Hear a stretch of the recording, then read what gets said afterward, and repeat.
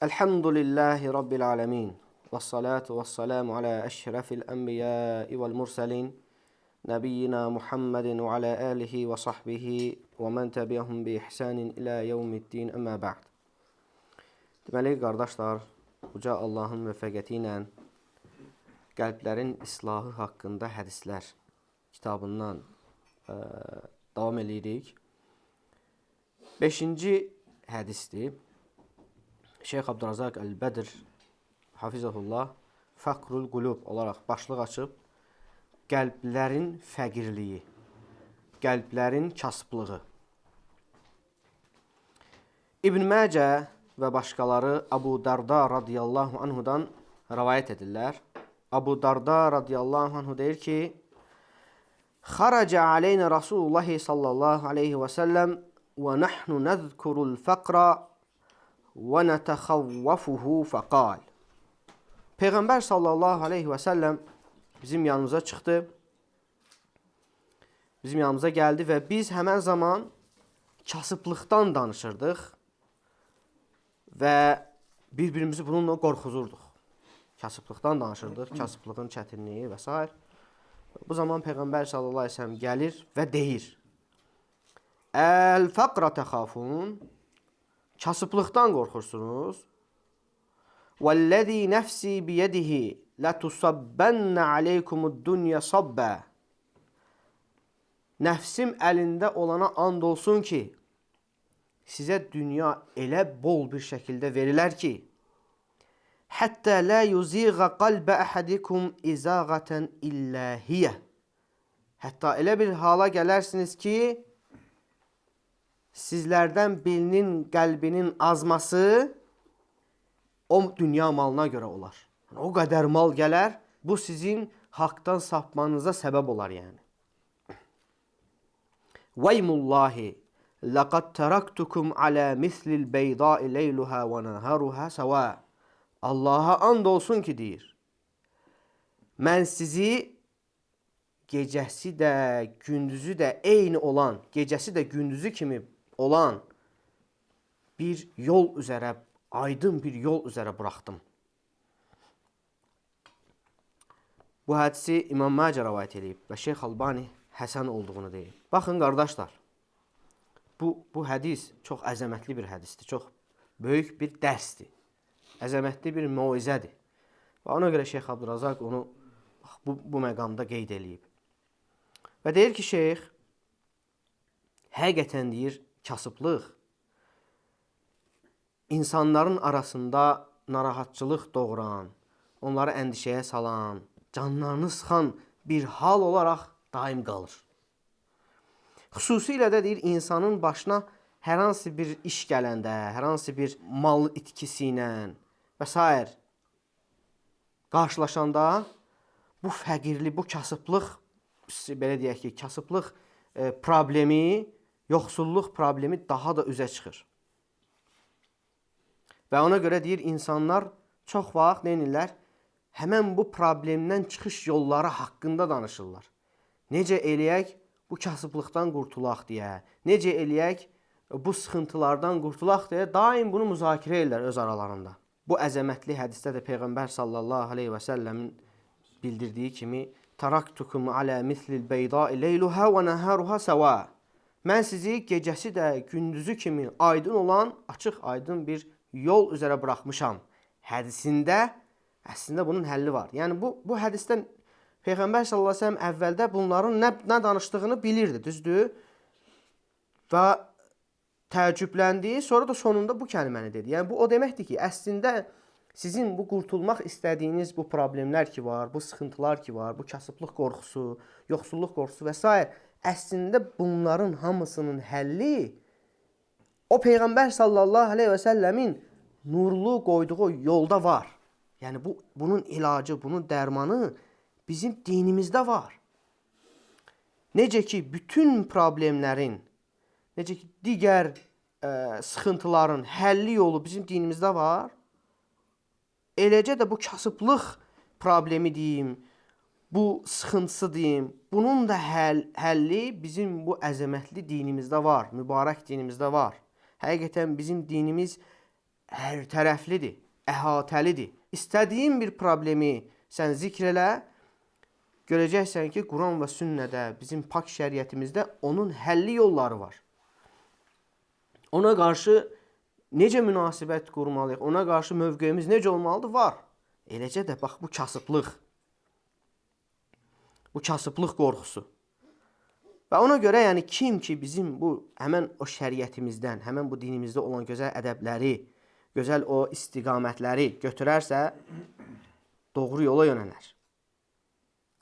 Nə qədər ona o bəlalar ensə də, nə qədər fərqli ona sıxıntılar ensə də, onunla necə müamilə etməsi lazım olduğunu bilər.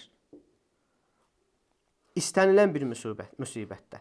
Şeyx burada buyurur ki, insanların bir-birini qorxutduğu bu kasıblıq adətən nə üzrə olur? Dünya malının azlığı üzərindən danışırlar. Düzdür, kasıblıq deyəndə dünya malının azlığı, yoxsulluq, ərzaqın azlığı və s. malın mülkün azlığı. Daim insanlar bunun haqqında danışırlar. Kasıblıq deyəndə bundan danışırlar. Amma bax şeyx hardan hara gətirir? Deyir, başqa bir kasıblıq var ki, başqa bir yoxsulluq var ki, əslində insanlar ona daha çox diqqət eləməlidir. Daha çox inayət ona göstərməlidir. Onun haqqında daha çox danışmalıdırlar. O kasıblıqdan necə qurtulmaq olar? Necə ondan canımızı, yaxamızı qurtara bilərik? Onun haqqında daha çox danışılmalıdır, deyir. Bu deyir, daha böyükdür. Baxın, indi gələcək, onu hədislə gətirir ki, o kasıblıq nədir? İbn Hibbən rəvayət edir və həmçinin səhihləşdirib Əbu Zər radiyallahu anhudan. Əbu Zər radiyallahu anhu deyir ki, qalə li Rasulullah sallallahu aleyhi və səlləm. Allah elçisi sallallahu aleyhi və səlləm deyir, mənə belə dedi.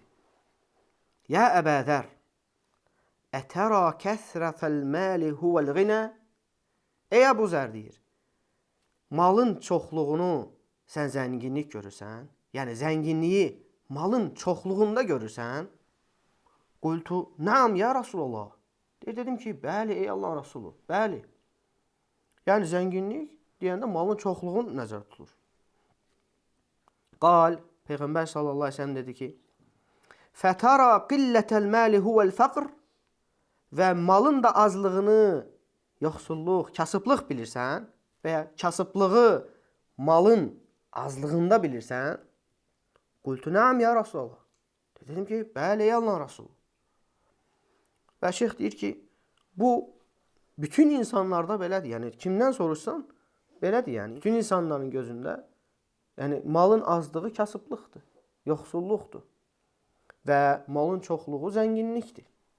Fəqalən Nəbiyyu sallallahu aleyhi ve sellem. İndi görün Peyğəmbər sallallahu aleyhi ve sellem necə yaxşır məsələyə. İnnəməl ğinə ğinəl qalb vəl fəqru fəqrul qalb. Deyir, həqiqətən zənginlik qəlbin zənginliyidir. Kasıblıq da qəlbin kasıblığıdır. Subhanallahul azim. Bu hədisdə İmam Ən-Nəsai rəvayət eləyib və İbn Hibbən rəvayət eləyib və Şeyx Albani səhih olduğunu deyib. Baxın burada Peyğəmbər sallallahu aleyhi ve sellemin Əbu Zər radiyallahu anhun istiqamətləndirməsinə, onun sual cavabına. Şeyx deyir ki, həqiqətən qəlbi zəngin olana malın əlində az olması heç bir zərər verməz. Əgər bir insanın qəlbi zəngindirsə, onun dünya cəhətdən kasıb olması ona heç bir zərər verməz. Əksinə, onu görərsən ki, sən kasıb olsa da görərsən ki, razıdır. Qanidir. Allahın bölgüsündən, Allahın ona verdiyindən razıdır. Amma qəlbi kasıb olana gəldikdə isə deyir, qəlbi fəqir olana gəldikdə, ona nə qədər bol mal verilsə də, nə qədər Allah ona nemətlər versə də, onu daim narazı görərsən. O, həmən əlində olan malı dəyərsiz görər, az görər, daha çoxunu istəyər. Hey ki malını artırmağa çalışar. Öz əlindəkinə dəyər verməz, onu bir şey görməz, dəyərsiz görər onu. Baxın, digər hədis. Ənəs ibn Məlik radiyallahu anhu deyir ki, Ənə Rasulullah sallallahu aleyhi və səlləm qal. Həqiqətən deyir, Peyğəmbər sallallahu aleyhi və səlləm belə dedi. Ləv ənə libni Ədəm vadiyən min zəhəbin əhəbbə ən yəkunə ləhum vadiyən. Əgər deyir Adəm oğlunun bir vadi dolusu qızılı olsa, istəyər ki 2 vadi dolusu qızılı olsun. وَلَنْ يَمْلَأَ فَاهُ إِلَّا التُّرَابِ وَيَتُوبُ اللّٰهُ عَلَى مَنْ تَابَ. Onun deyir ağzını ancaq torpaq doldurar. Allah tövbə edənlərin tövbəsini qəbul edəndir. Ravahul Buxari. Bu hədisdə İmam Buxari rivayet edib rahimehullah. Və İmam Əhmədin rivayet etdiyi eyni hədisdə əlavə olaraq gəlir ki, biraz əlavəsi. Deyir ki, Peyğəmbər sallallahu aleyhi ve sellem orada لَبْتَغَى اِلَيْهِمَا ثَالِثًا. İkincisi olsa, bir vadi qızılı olan ikincisini istəyər. İkisi olan üçüncüsünü istəyər. Və bunun sonu yoxdur deyir. Adəm oğlu deyir, bax, müəyyən bir şəxsdən getmir. Ümumi deyir, ümumi Adəm övladından gedir söhbət. İnsanın xüsusiyyətindən gedir söhbət. İllə mən rahiməhullah. Allahın rəhm etdiyi şəxslər istisnadır. Burada istisna şəxslər var, şübhəsiz ki. Amma insanların ümumi halı budur. Sonsuzdur onun arzuları. Gör nə gözəl buyurur. وَلَنْ يَمْلَ أَفَاهُ إِلَّا التُّرَابِ. Onun ağzını ancaq torpaq doldurar. Və bu nə mənadadır? Yəni, o bu hərisliklə elə davam eləyər. Elə davam eləyər. Bir vadi qızıl olsa ikincisini istəyər, ikincisi olsa üçüncünü istəyər və 100 olsa 101-incisini istəyər. Bəli, ölənə kimi bu cür davam eləyər. Doymaz yəni. Nə gözü doyar, nə qəlbi doyar. O ac qəlbi, ac içi doymaz.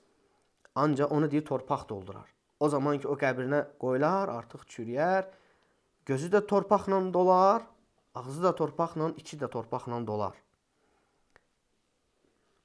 Yəni onun Adəm övladının yəni gözü bax doymur. Baxın, indi burada bir gözəl bir məsələ var. Hədisin sonunda Peyğəmbər sallallahu əleyhi və səlləm nə dedi? Bax, əlaqəyə bax.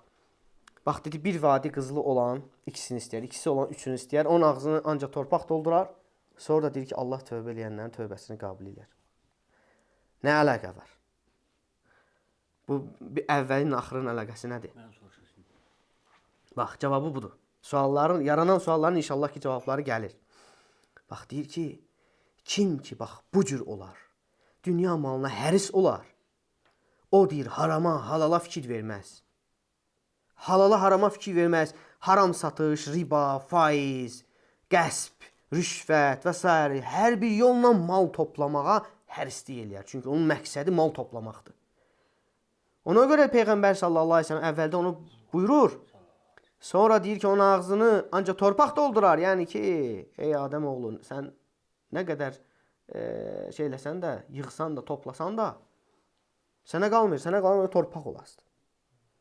Və sonra deyir ki, Allah tövbə edənlərin tövbəsini qəbul. Yəni ki, buradan çıxış yolu var. Özvə gəl, tövbə elə. Etdiyin o günahlara görə tövbə elə. Yəni bunun həlli odur.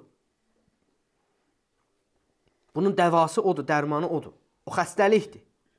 O xəstəlikdir. Dünya malına hərislik. Və o yolda, həmən o yolda harama, halala fikir verməmək, nə gəldi cəm eləmək, toplamaq bu xəstəlikdir. Yəni mütləq tövbə gərəkdir. Bəli, onun həlli də nədir? Tövbə. Allaha tövbə etmək. Və baxırsan, bax, burada da deyir şeyx, bu məsələdə də həll hara qayıdır? Qəlbə. Yenə də qəlbə qayıdır. Və insanın öz qəlbini islah etməsi, onu Allahın itaətində qurması, imanla, təvəkküllə, razılıqla, qənaətlə, qani olmaqla və digər imanın o gözəl, əzəmətli sifətlərini özündə cəm etməklə nə olur? Və nasuh tövbə ilə, səmimi tövbə ilə insan nə edir? Həmən o xələlləri, həmən o problemləri nə edir? Aradan qaldırır. Yenə də qayıdır qəlbə. Və həqiqətən deyir, yəni kim dində olan, Allahın göndərdiyi bu şəriətdə olan məsələlərə fikir versə görər ki, həmən bu fəqirlik, həmən bu kasıblıq probleminin də həlli məhz o dinimizdədir. İnsanın o qəlbini islahından keçir. Nəinki bu fəqirlik problemi və digər və yaxud da zənginlik və dünya hərisliyi və s. Bu problem, hətta axirət həlli də yenə də qəlbdən keçir. Və burada da deyir artıq qulun Allaha, yəni həmən o yəqinliklə bağlanmasına nə qədər ehtiyacı olduğu ortaya çıxır. Həqiqətən bütün işlər Allahın əlindədir. Hər bir iş Allahın əlindədir. Ruzini verən Allahdır, Razzaq olan Allahdır, hansı ki o da səmadadır. Ruzi Allahın əlindədir. Bax, Zariyat surəsi 22-ci ayədə Allah azza və cəllə buyurur: "Və fis-səmai rizqukum və ma tu'adun." Sizə vəd olunan da ruziniz də səmadadır. Yəni o ruzinin səbəbləri, əsli, əsası səmadadır. Buna bəzi alimlər deyiblər, bu yağmurdur, yağışdır. Allahın təqdiridir, hamısı səmadan gəlir. Allahdan gəlir yəni. Düzdür, sən səbəbləri yerdə axtarsan da, onun kökü nədir? Səmadadır. Allahın qatındadır. Və Fatih surəsi 3-cü ayədə Allah azza və cəllə buyurur ki: "Ya eyyuhan-nasu zkuru ni'metallahi aleykum. Hal min xaliqin gayrullahi yarzuqukum?" Ey insanlar deyir, Allahın sizin üzərinizdə olan nemətlərini xatırlayın.